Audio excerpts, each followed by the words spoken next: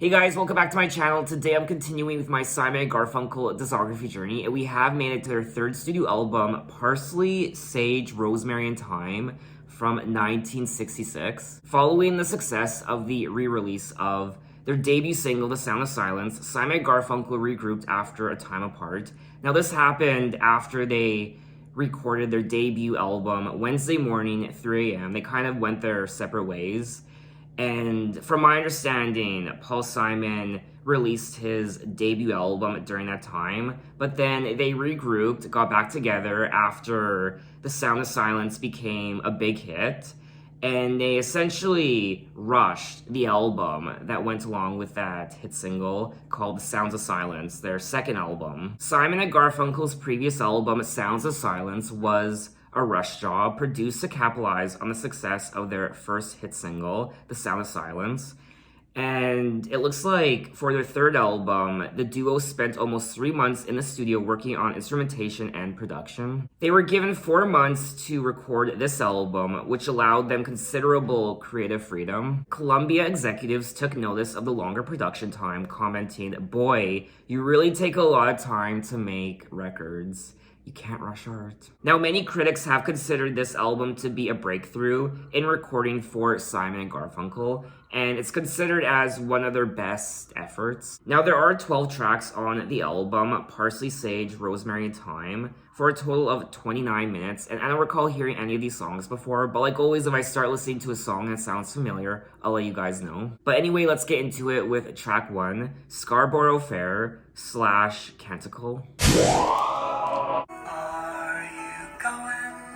Scarborough Fair, Parsley, Sage, Rosemary and Thyme. She once was a true love of mine. Parsley, Sage, Rosemary and Thyme. Tell her to find me and take her off right here between the salt water.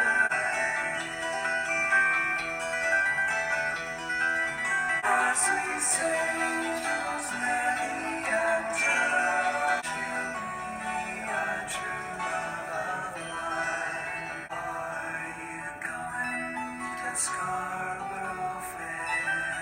Remember me to one who is there. She once was a true love of mine.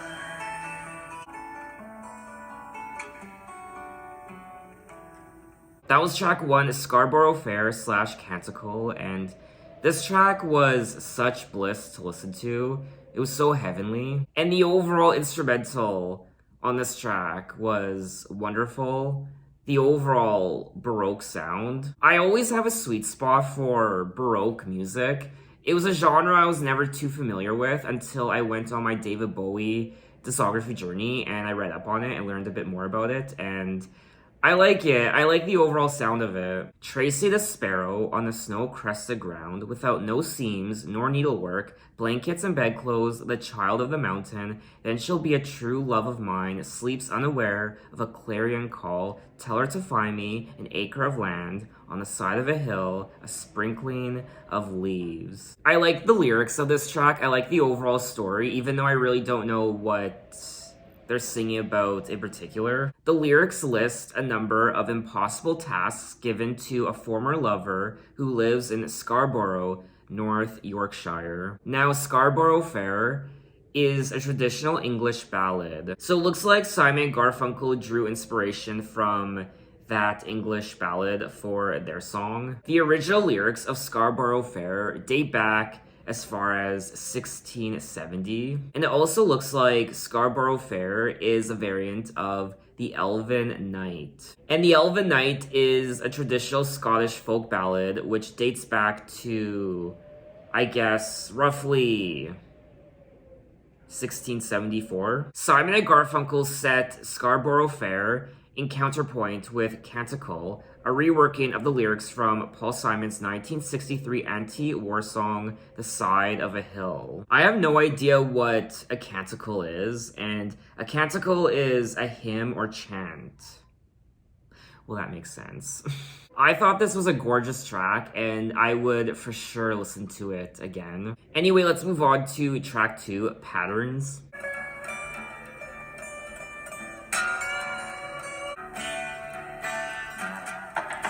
The night sits softly with the hush of falling leaves on the houses through the trees. Paints a pattern on my wall.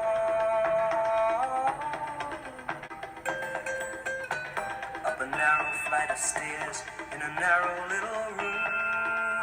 Impaled on my wall, my eyes can dimly see. From the moment of my birth to the instant of my death, like a rat in a maze, the path before me lies till the rat dies.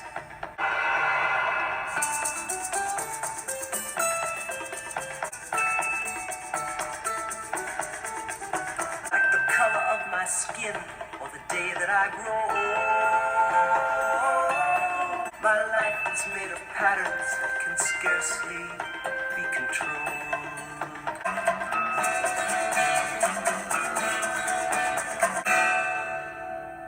That was track 2, Patterns. Wow, this track was very hypnotic when it came to the drums, the bongo drums, I guess.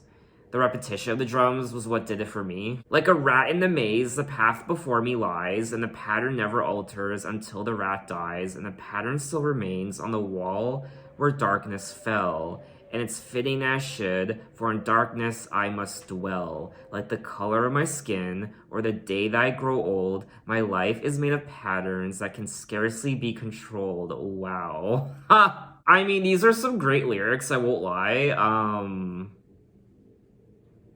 I'm enjoying myself. I have actually never really read lyrics like this before, this sort of story, the patterns on the wall, and just the way they string words together is so creative and beautiful. The lyrics are about how life is a labyrinth maze and how we follow patterns which are, because we are trapped in them, difficult to unravel or control. Now, this is another track from Paul Simon's first solo studio album called The Paul Simon Songbook.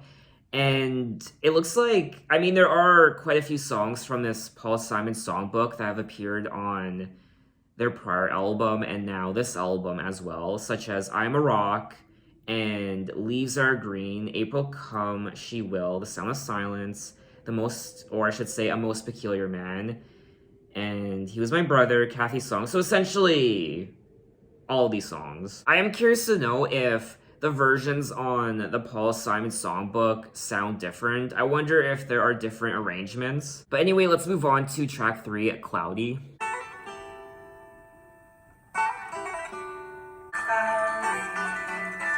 The sky is gray and white, and sometimes I think it's hanging down on me. I'm a ragamuffin child, left my shadow waiting down the road for me a while. Cloudy, they have no borders, no boundary. Down from Berkeley to Carmel. Hey, sunshine, I haven't seen you in a long time. Clouds stick to the sky like a floating question mark. Cloudy, cloudy. That was track 3, Cloudy, another gorgeous song. I mean, all these songs are gorgeous, I don't need to tell you that, and it's perfect because right now, it is cloudy where I am. There's actually a blizzard happening. Very strong winds, just snow flying everywhere. It's just a blanket of white out my window right now. I don't know if you can hear the wind. It's howling right now. And it's quite sad and depressing, but also a little beautiful at the same time. My thoughts are scattered and they're cloudy. They have no borders, no boundaries. They echo and they swell from Tolstoy to Tinkerbell, down from Berkeley to Carmel. Hey sunshine, I haven't seen you in a long time. Why don't you show your face and bend my mind? These clouds stick to the sky like a floating question why, and they linger there to die. They don't know where they're going, and my friend, neither do I. Cloudy. I mean, listening to this album is like, I know it's gonna be cliche to say, it's like floating on a cloud or riding the breeze. It's so lightweight and airy, and I don't know. But let's move on to track 4, Homeward Bound. I'm sitting in the railway station, got a ticket for my destination. On a tour of one night stands, my suitcase and guitar in hand. For a poet and a one-man band. Homeward bound, with my thoughts escaping home, with my music's playing home. Every day is an endless stream of cigarettes and magazines. And every stranger's face I see reminds me that I long to be. I wish I was homeward bound, when my music's playing home, when my love lies waiting silently for me. But all my words come back to me like emptiness and harmony. I need someone to comfort me. I wish I was homeward bound, when my music's playing home, when my love lies waiting silently for me.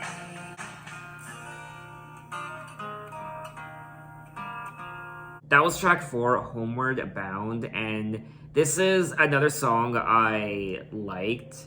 It's another great track on the album, and out of all the songs I've listened to thus far, it is definitely one of my favorites. It just reminds you of being on a long road trip or vacation or a trip somewhere, or you could be on tour. You could be a traveling musician, a traveling actor, whatever it is, and you just miss being home with your partner, your lover, the comfort of your home.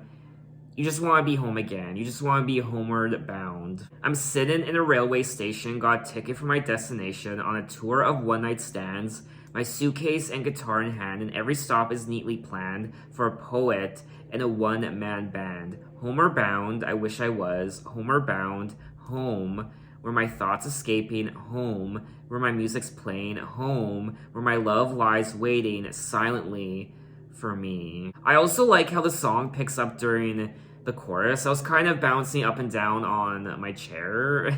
Tonight I'll sing my songs again, I'll play the game and pretend, but all my words come back to me in shades of mediocrity. Like emptiness and harmony, I need someone to comfort me. Homeward bound, I wish I was.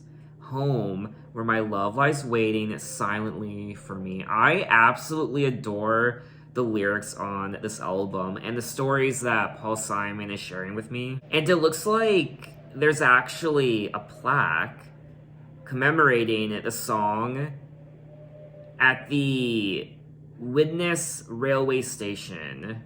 At Widnes station in 1965, Paul Simon wrote the song Homeward Bound. Widnes railway station is a railway station serving the town of Widnes, Cheshire, England. Another wonderful song on the album, no doubt, and I would most certainly listen to it again. So let's move on to track 5, The Big Bright Green Pleasure Machine.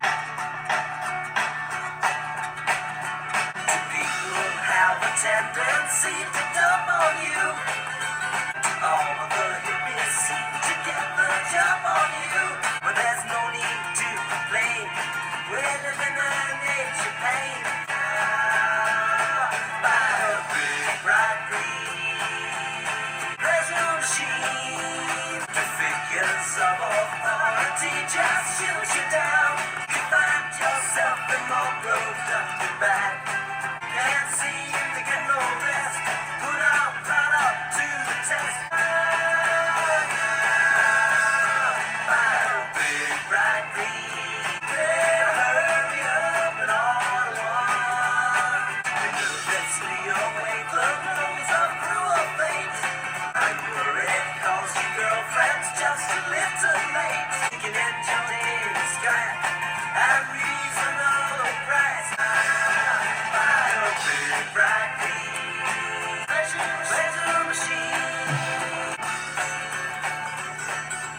That was track 5, The Big Bright Green Pleasure Machine, and I didn't know what to make of this song initially, but towards the end, I found it oddly catchy and memorable.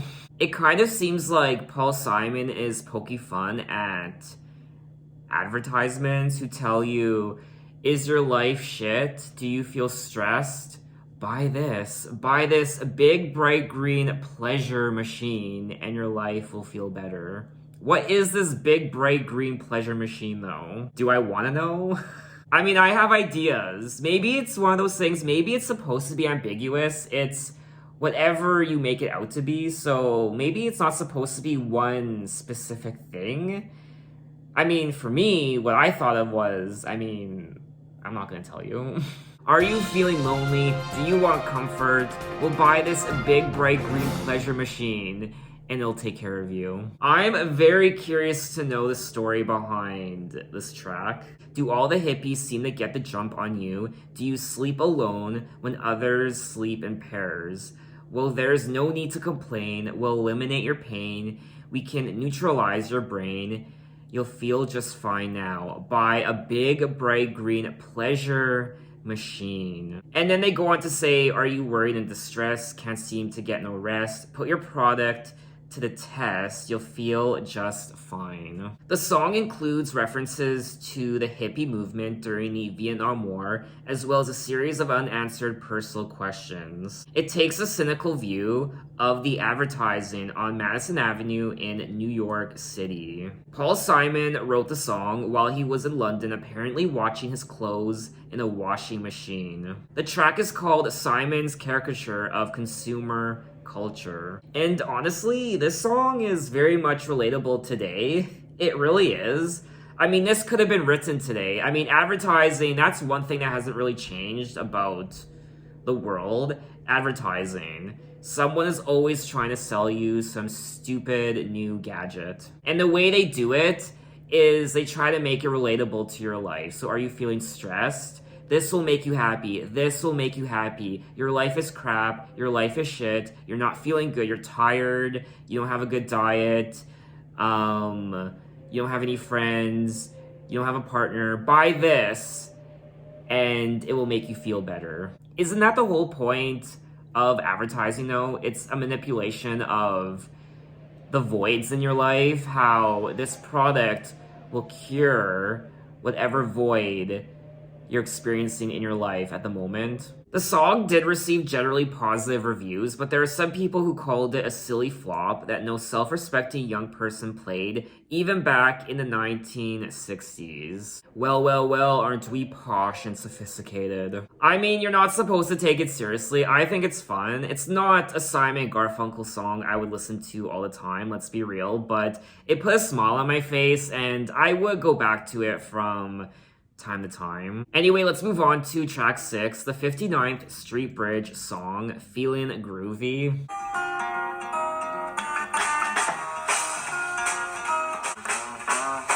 Slow down, you move too fast, kicking down the cobblestones, looking for fun and feeling groovy, feeling groovy. Hello lamppost, what you knowin'? I come to watch your flowers growing. Do-do, feeling groovy. Feeling groovy. Dappled and drowsy and ready to sleep. Let the morning time drop all its pillows on me. Groovy.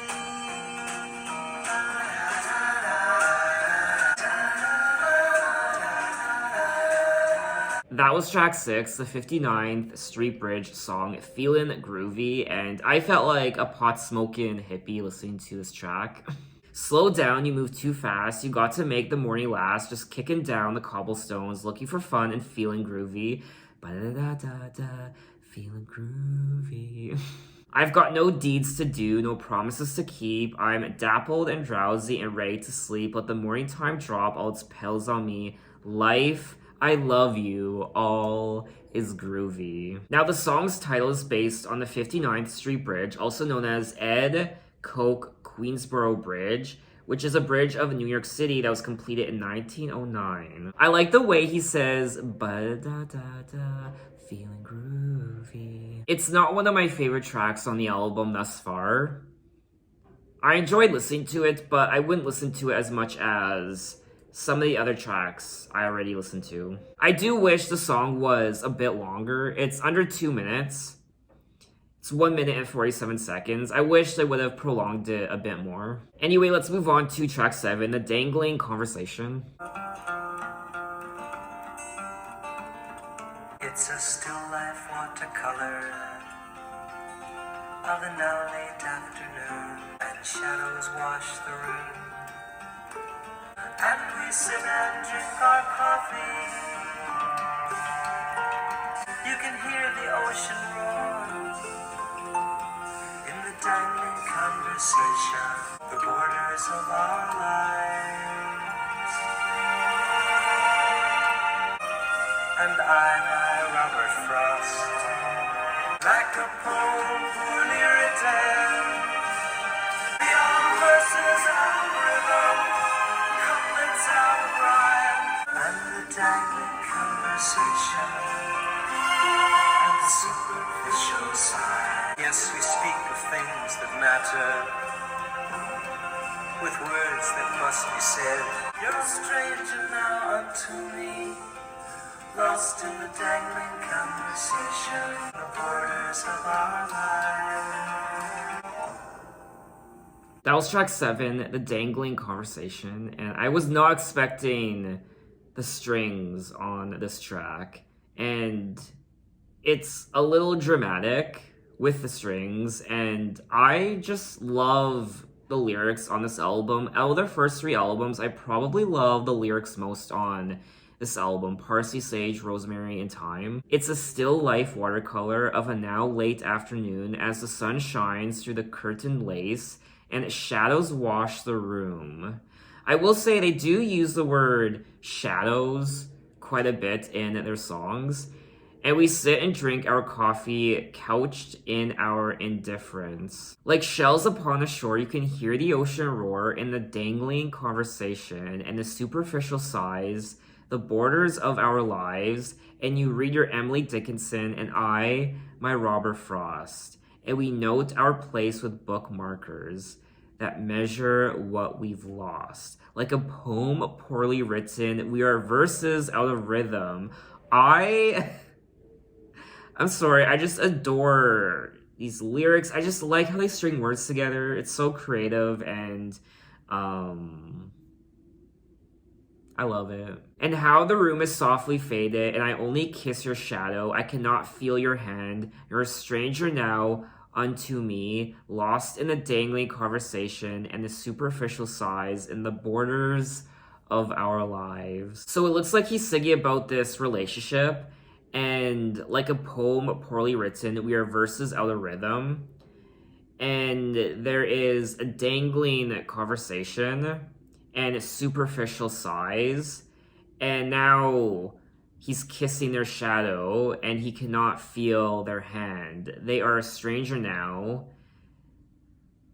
Oh, this is sad. The theme of the song is failed communication between lovers. The song starts in a room washed by shadows from the sun slanting through the lace curtain and ends with the room softly faded. Simon Garfunkel's opinion of the song varied over time. According to biographers, they both considered it their favorite song on the album at the time of its release. But there are others who dispute this, arguing that Art also disliked the song and felt it was pretentious. In 1993, when asked about the song, Paul Simon said, "It's a college kid song, a little precious." I did enjoy the overall instrumental in this track, and I liked the story of the lyrics, so I would go back to it from time to time. Anyway, let's move on to track 8, Flowers Never Bend with The Rainfall. Through the corridors of sleep, past shadows dark and deep, I don't know what is real, I can't touch what I feel. So I'll continue to continue, and the flowers never bend with the rainfall.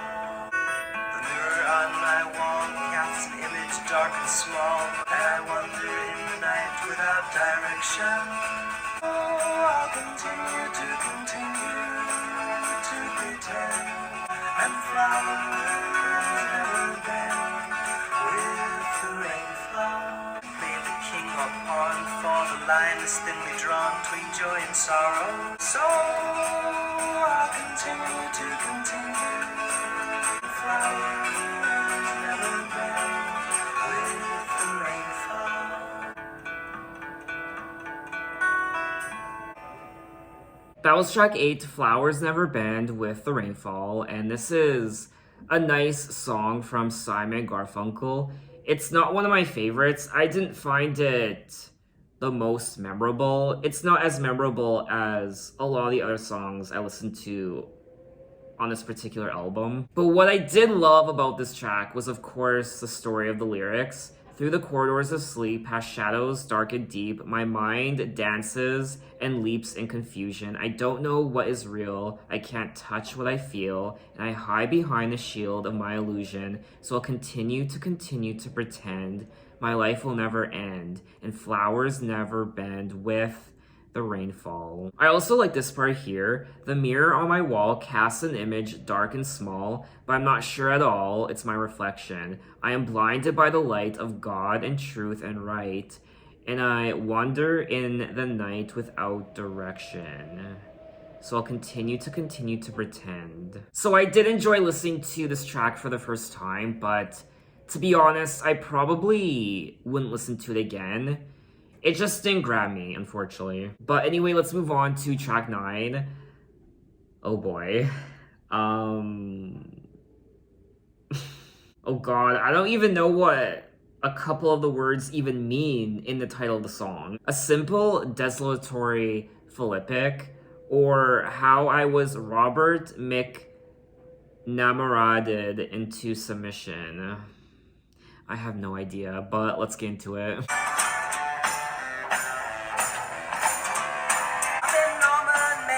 Maxwell Taylor, been rolling stone, beat up till I'm blind. I've been Ayn Randed, nearly branded a communist, cause I'm left-handed. I've been Phil Spector, resurrected. Well, I paid all the dues I want to pay, so I smoke a pint of tea a day. I'm no man's brains and smile. He come breaking up in a town. He's so unhip when you say Dylan. He thinks you're talking about Dylan Thomas. But it's alright, Mom. Everybody look your phone. Andy Warhol, won't you please come home? Roy Hallett and Art Garfunkel. I just discovered somebody's tapped the phone. So proud.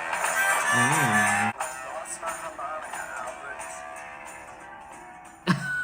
That was track 9, a simple, desultory Philippic, or how is Robert McNamored into submission. I was not at all expecting this sort of song. It was so comedic and sassy. I liked his vocals and what he was saying. I liked the lyrics. I liked the story of the song, and I thought it was interesting, very interesting, one of the more interesting tracks on the album, and I had fun. I've been Norman Mailer, Maxwell Taylor, I've been John O'Hara, McNamored. I don't know who pretty much most of these people are. He also says, I've been Rolling Stoned and Beatled till I'm blind, a communist cause I'm left-handed. That's the hand I use, well, never mind. I've been Phil Spector, resurrected. I think this is fun. I knew a man, his brain so small, he couldn't think of nothing at all. Not the same as you and me. He doesn't dig poetry. He's so unhip. When you say Dylan, he thinks you're talking about Dylan Thomas. Whoever he was, the man ain't got no culture. But it's alright, Ma. Everybody must get stoned. So it looks like he's throwing shade at all these people, all the naysayers, all the people who compared Paul Simon and Art Garfunkel to other people, other bands, other celebrities, other notable figures. The song is generally considered a parody of American musician Bob Dylan's writing style. Okay.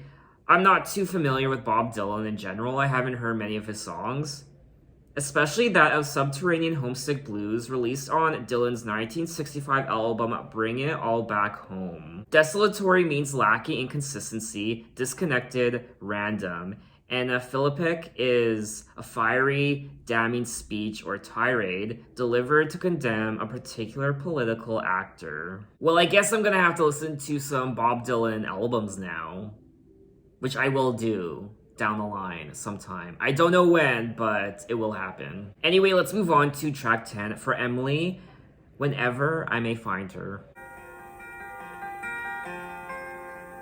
What a dream I had, pressed in organdy, of smoky burgundy.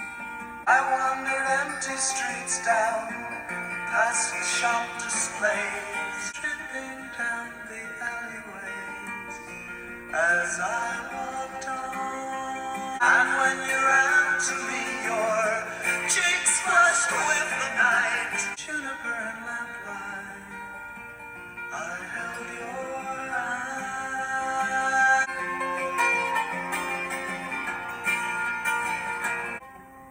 and I woke and felt you warm and near with my grateful tears. Oh, I love you. Oh, I love.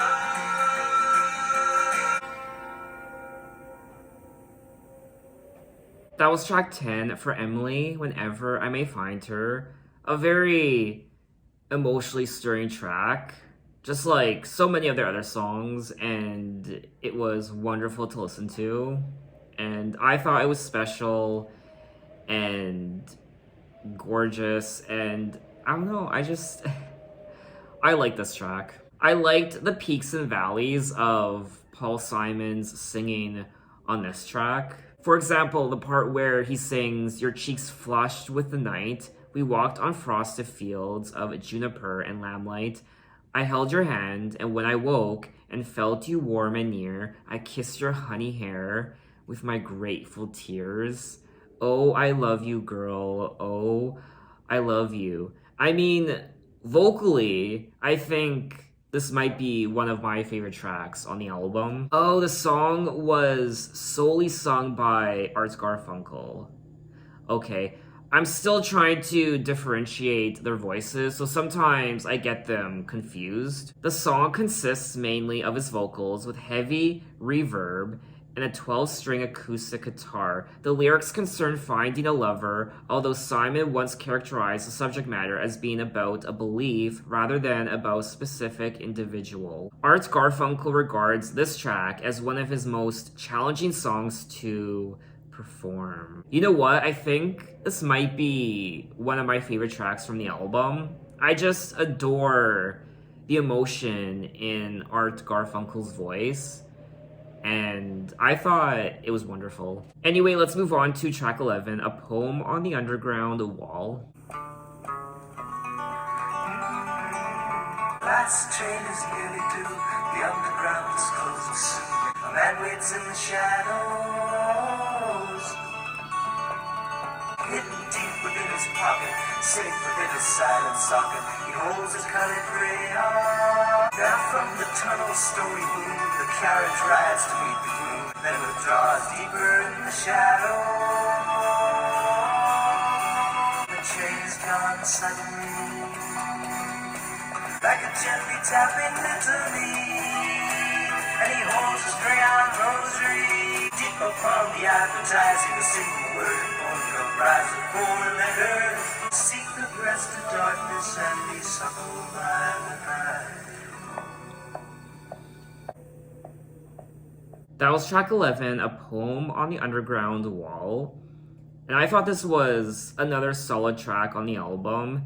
I like the overall instrumental, of course, and the lyrics as well. I wasn't really paying attention to the lyrics when I was listening to the song, to be honest. I was just so immersed in the actual production and their vocals and the guitar. The last train is nearly due, the underground is closing soon. In the dark, deserted station, restless in anticipation, a man waits in the shadows. He holds a colored crayon. Now from the tunnel's stony womb, the carriage rides to meet the groom, and open wide and welcome doors, but he hesitates, then withdraws deeper in the shadows, and the train is gone suddenly. The crayon on the wall he slashes deep upon the advertising, a single worded poem comprised of 4 letters. And his heart is laughing, screaming, pounding, the poem across the tracks rebounding. Shadowed by the exit light, his legs take their ascending flight to seek the breast of darkness and be suckled by the night.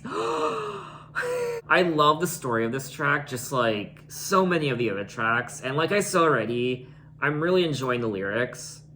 I like the way they tell these stories. I like the way they string words together, and it's very captivating, and I like this track. So we have made it to the end of the album at track 12, 7 O'Clock News, Silent Night.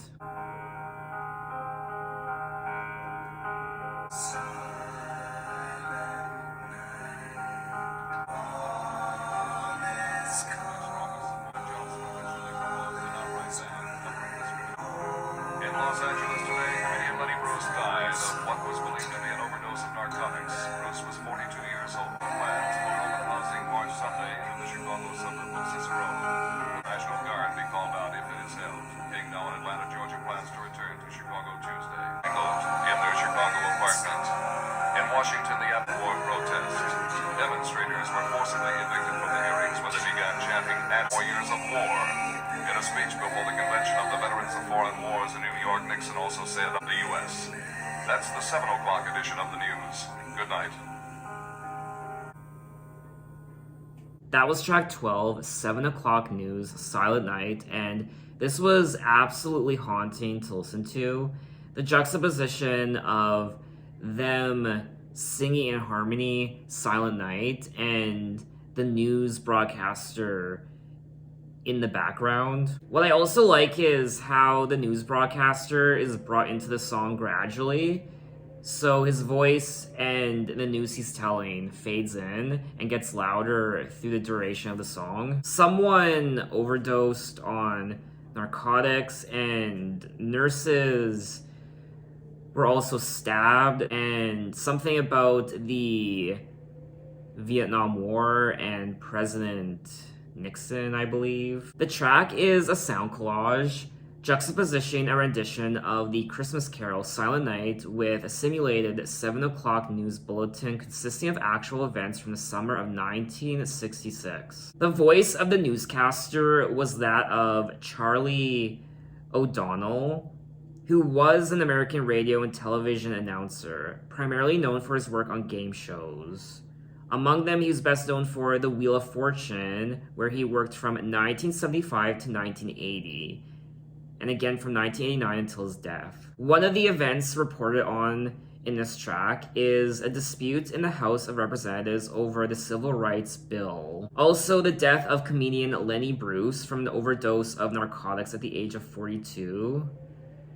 He was actually 40 though, it says in brackets. Martin Luther King Jr. reaffirming plans for an open housing march into Cicero, Illinois, a suburb of Chicago. And also the grand jury indictment of Richard Speck for the murder of 8, it says in brackets, student nurses. And also a disruption by protesters at House Un-American Activities Committee hearings into anti-Vietnam War protests. And finally, a speech by former Vice President Richard Nixon to the veterans of foreign wars, urging an increase in the war effort in Vietnam and calling opposition to the war the greatest single weapon working against the US. Wow, this track really is a time capsule of what was happening in the news, in the world, in the United States back in the 1960s, in particular 1966. And it's also a history lesson for someone like myself to learn more about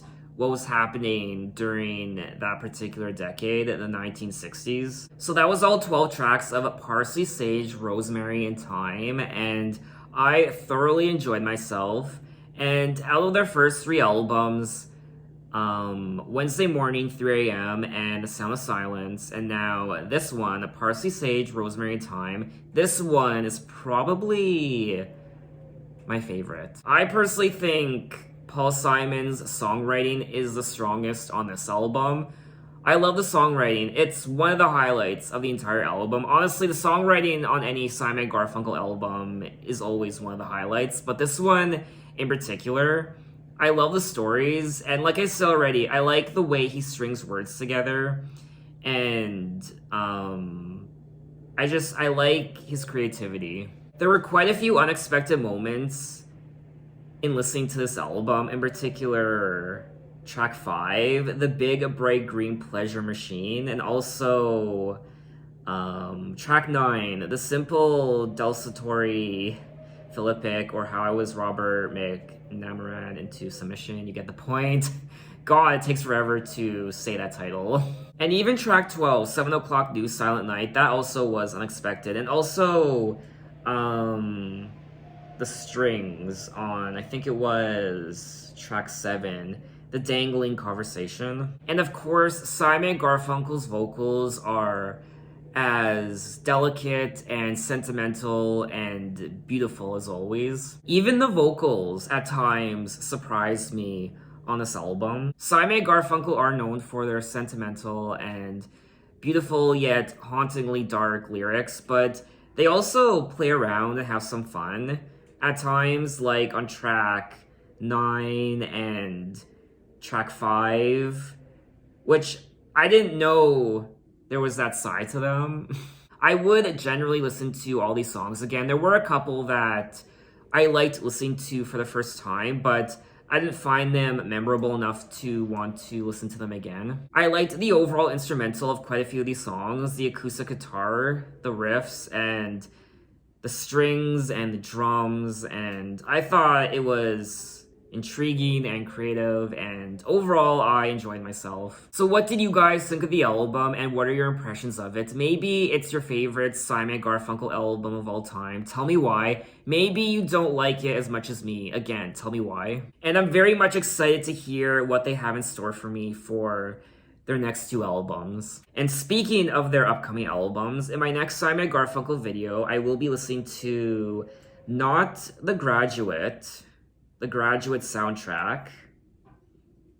Are there a couple new Simon Garfunkel songs on here that aren't on their other albums? I think I will skip over this soundtrack album unless you guys really want me to check it out, then I guess I will. I've never seen The Graduate, but I did add it to my watch list on a streaming service that I'm subscribed to. I forget which one. It was either Netflix or maybe Disney Plus.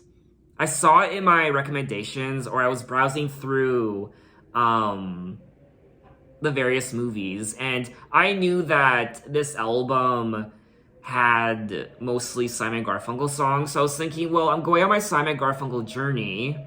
I'm listening to all their albums. I might as well check out the movie, The Graduate. So maybe I'll do that before I dive into I guess their next studio album, which is Bookends from 1968. Now, I've heard amazing things about Bookends. Apparently this is a really big deal. Just like the next album after that, Bridge Over Troubled Waters. So I'm so excited. Anyway, guys, thanks for watching. You can find me on Instagram, you can find me on Twitter, you can message me and say, hey, how are you? And I will see you next time. Take care.